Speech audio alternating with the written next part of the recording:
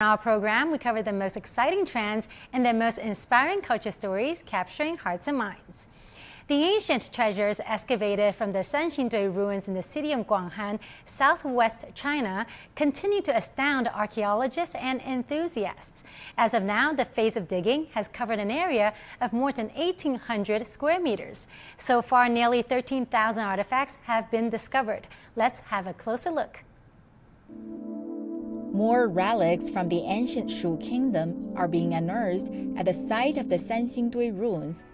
A statue has been retrieved from sacrificial pit number 8, which is filled with bronze artifacts. Archaeologists say more details will be revealed after further cleaning. A bronze altar were also extracted, which are now at the Cultural Heritage Protection and Restoration Center. Nearly 5,000 artifacts have been taken out from pit number 8 so far, with excavations to continue until October. Meanwhile, works in pit number 7 is in its final stages, where experts say nearly a third of items have been unearthed. The pit contains a large number of bronze fragments and jade articles.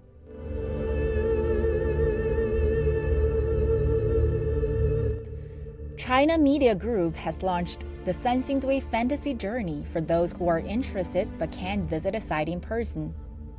By scanning a QR code, they enter a digital interactive space and get to experience the ancient Shu kingdom, the museum, as well as the excavations. With digital modeling, people can even view the site before the excavations began and see the sacrificial pits in their original forms. Researchers have also recently concluded that most of the pits date back about 3,000 years, corresponding in time to the Shang dynasty. They say this finding settles 3 decades of dispute on the dating of the ruins.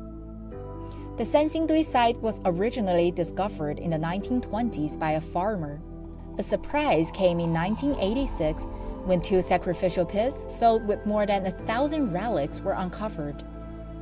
The latest phase of excavations began in 2020. 丁思月 CGTN